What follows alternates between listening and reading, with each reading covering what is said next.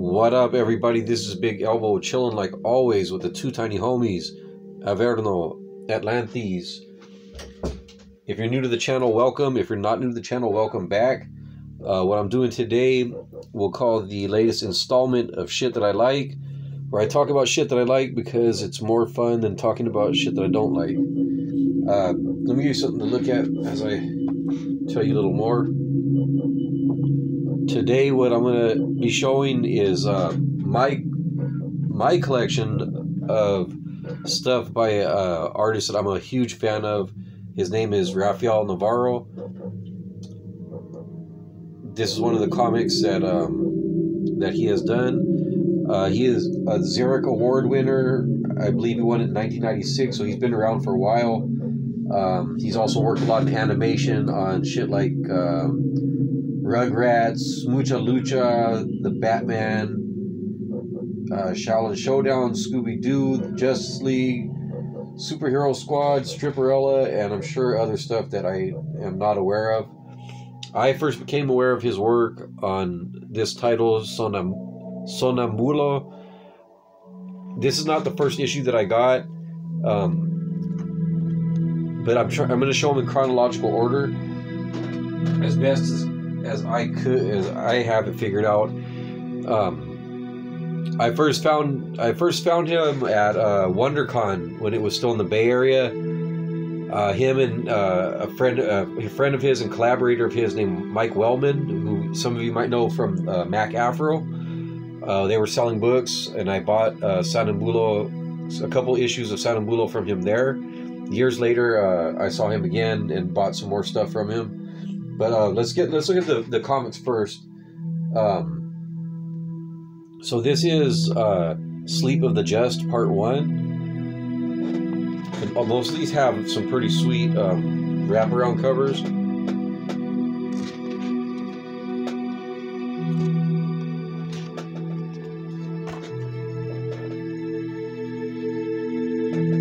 And so Sonambulo's basically a luchador detective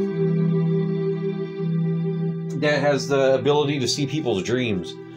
I really like these graphite pencil sketches that you'll find throughout these books. I don't want to show too much and give away everything, but I'll show some splash pages here and there. And a lot of them will have pin-ups in the back. Some of his influences include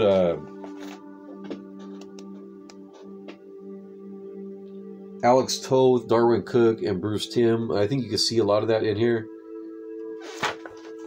It's pretty clear. And so, like, this is right up my alley. You know, I'm a big wrestling fan. And not only is Sonambulo a hard-boiled detective, he's also quite the ladies' man.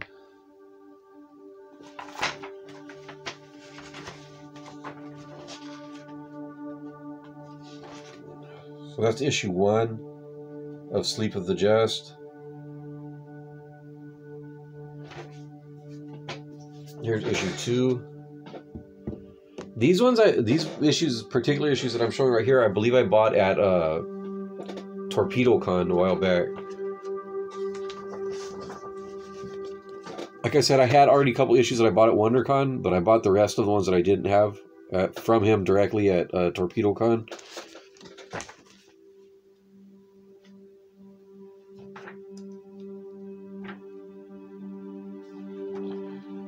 Let me see.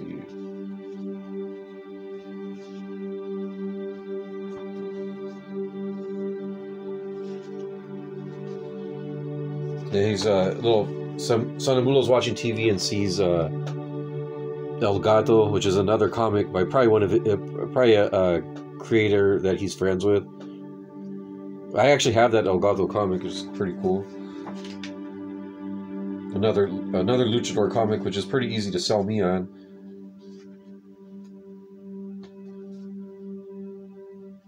He draws the females pretty well.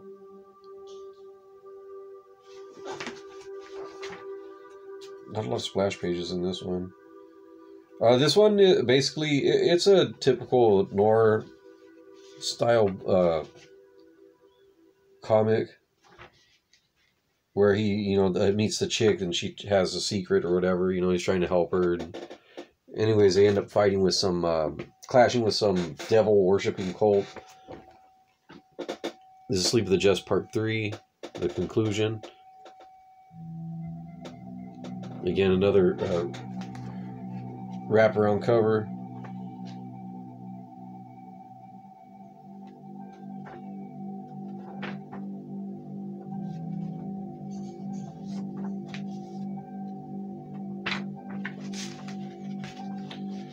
Like I said, they're fighting the cult Satan worshiper guys in a wrestling style fashion, smashing them over the head with steel chairs. If you ever see these, I highly suggest picking them up. They're a lot of fun to read, and the art is really cool. And Rafael is a really awesome guy. Like, every time I've met him, he's been one of the nicest guys you'll ever meet.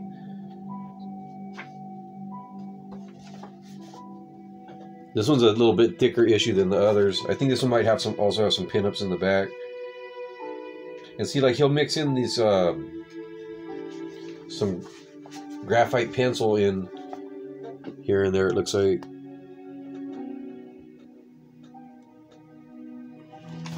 Yeah, and he has a sidekick named Zochi.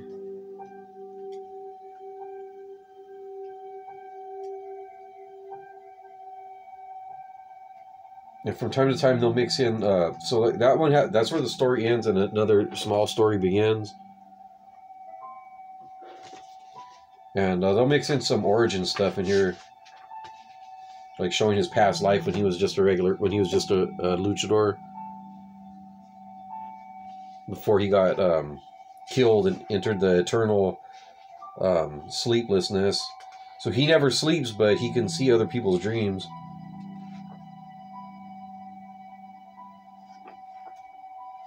So this is part of his origin where they like murdered him and like buried him under the ring or something. He reawoke with his new abilities.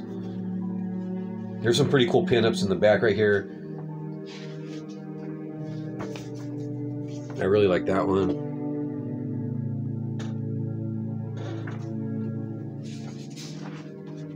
And I think this is Scott Morse. This one's cool too. That's Mike Vosberg.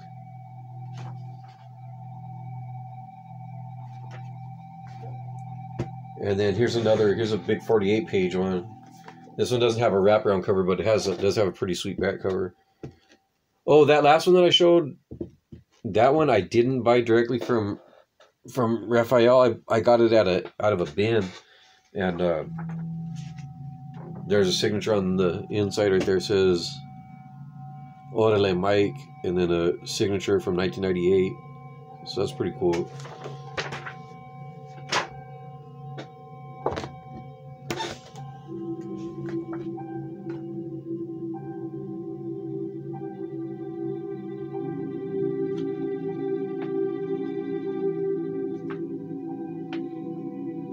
So this one looks like he's messing with some, I don't know what you call that, zipatone, or I don't know, that shit with the dots.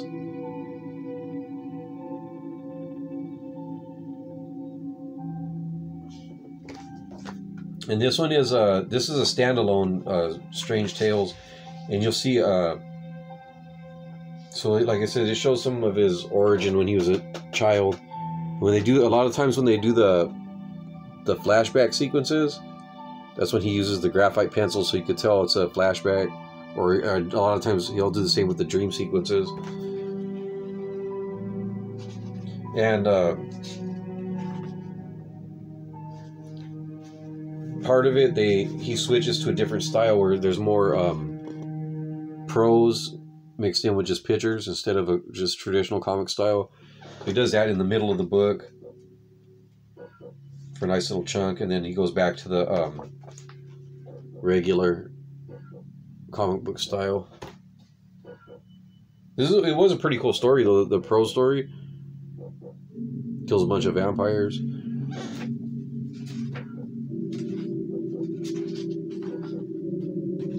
page. But yeah, it's just a really cool book. Got some more pin-ups, like a lucha movie poster. That one's cool. Taking a Mil Mascaras pose type. I don't know. I mean, that's a common luchador pose, but for some reason it reminds me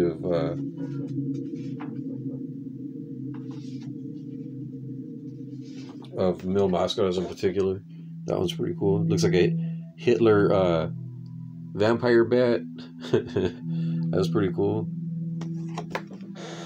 And then this is another standalone called Ghost of a Chance. Oh, yeah, has a nice back cover on it.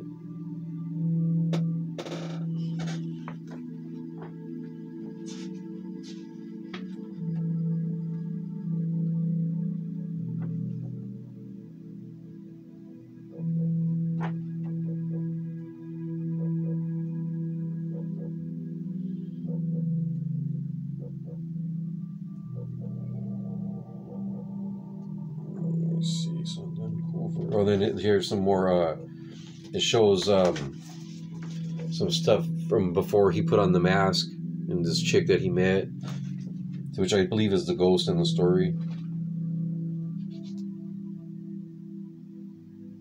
But it is always cool when you get some of the actual in-ring action. I like all. I mean, I enjoy the whole thing, but that's always when I get that part. I enjoy that part a lot. Just as being a wrestling fan, I guess.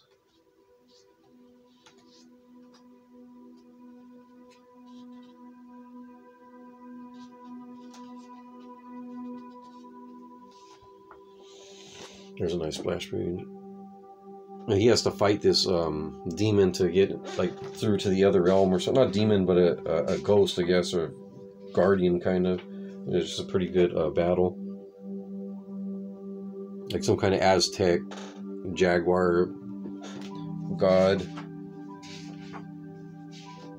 Then he gets him in the camel clutch, which is fucking sweet. I just compare his face with my thumb there.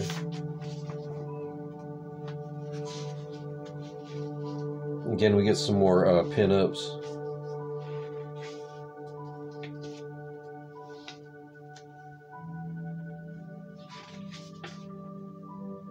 I really like this one a lot.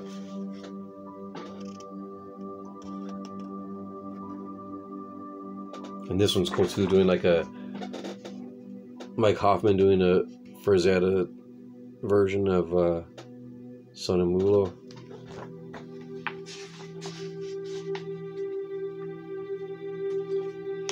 These are cool too. Javier Hernandez from El Muerto doing a Jack Kirby. Looks like a Sandman #1 homage, which makes sense considering his dream-based abilities and whatnot. And then this is another standalone. This one I definitely bought at WonderCon. I remember because of the cover. I fucking love that cover, and this one has a badass back cover too.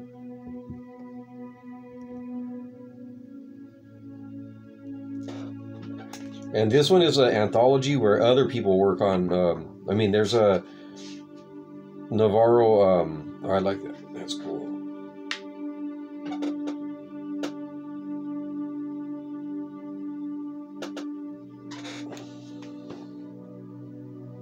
There's a Javier Hernandez drawn by Seco, Jim War.lock. Yeah, there's different guys drawing Sonambulo. Some more.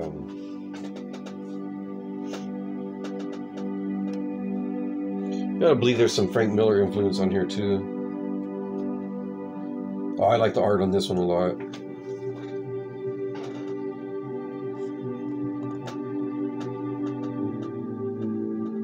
I don't know what they're using, their markers or Something where it looks dope. That's one big, you know, that's a big splash right there.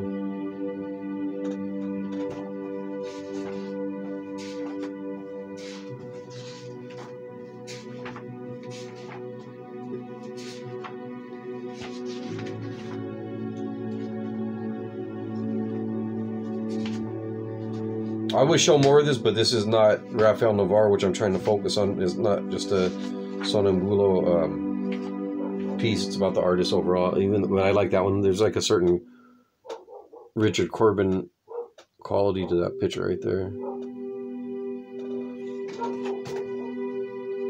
Especially right here.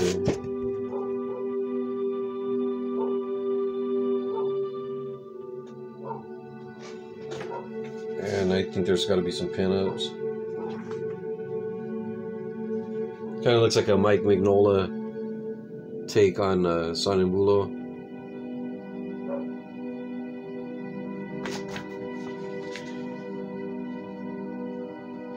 That one's pretty cool. And From Parts Unknown is a magazine that he did a lot of work for, which I wish I could get a hold of, but I can't find those magazines. If you can find them on eBay or something, they're like really expensive. And this is the last three-parter that he did on this character called Mexican Standoff. And these all have back covers.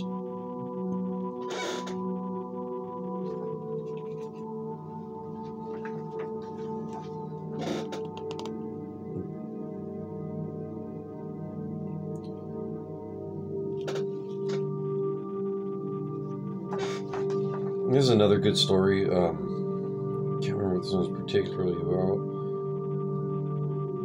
I think it's more with the whole devil worshipping cult.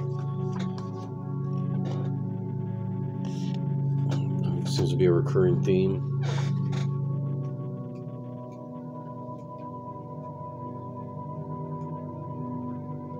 This one is about these two like spirits that were like eternally at war or something like that. And he finally putting them to rest. I think I actually get that confused with a different one. That's a great yeah, he could definitely draw some women.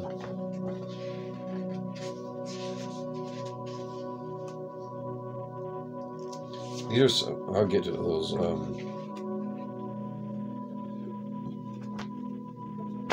I love this cover. This is probably my favorite Sonambulo cover. That one or the one with the eyeball on his mask, but that's bad with him him dressed as a mariachi.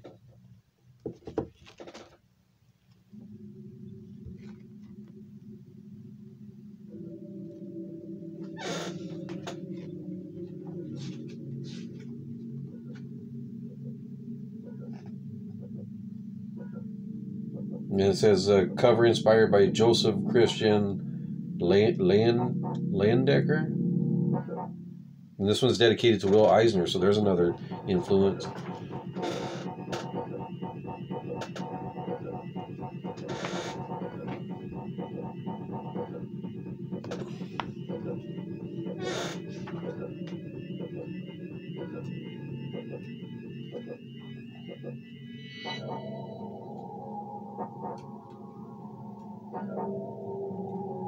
Yeah, this is probably overall the best series of the two. I mean, the best series overall. You can tell he's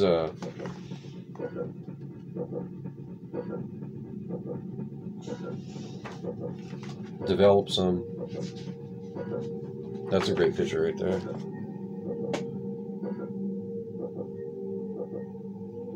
That looks like a lot of pencil on that.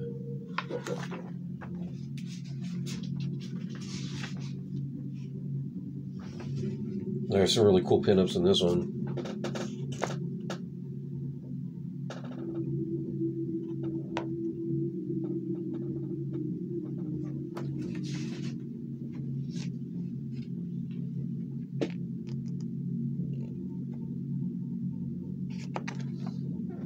And then it's part 3 of 3 of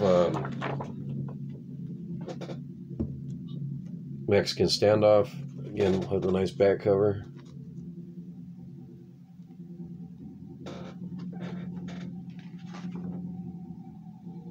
This one with the dedication to Alex Toth.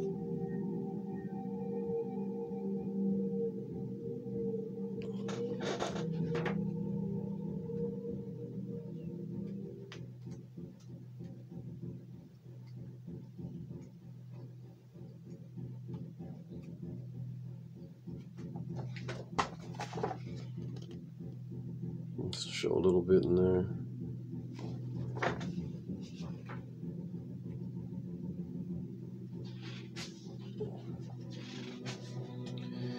They seem to kill him off at the end. Showing his funeral.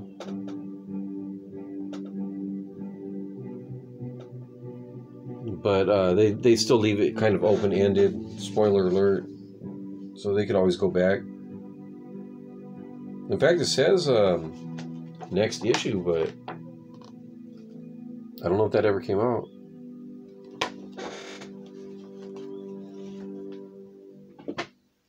So then also, shout out to my man, Triple C's, aka Triple Six. He was showing off some Mac Afro comics, which led me to look and find, there's a Rafael Navarro back cover.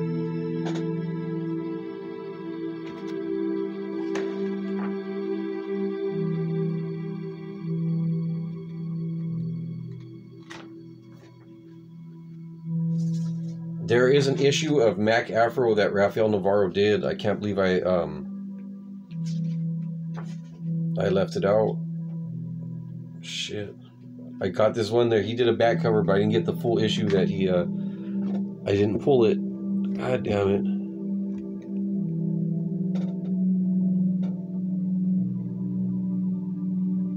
You know what? I'll show that in part 2. Because I'm already going 20 minutes and I still haven't gotten to the Lucha Noir book that I guess it really does deserve its own piece anyways. So yeah, I probably maybe this will be part 2. I think that's what I might do and make that part 1, because that one probably deserves more. I don't know. Either way, there's going to be another video showing that issue of Mac Afro, and also the it's a Mac Afro one-shot by Rafael Navarro, and also the Lucha Noir book, because that one's awesome. So thank you for watching. Any comments, questions? Tell me what you guys think of Rafael Navarro, if you're already familiar with him. If not, what do you think of the stuff that I showed? Also, any questions, comments, recommendations for other stuff like this. I'm always open to new stuff. And that'll do it for this one. If you enjoyed this, congratulations. You got good taste. And you know what I always say, get off of YouTube, read some fucking comics.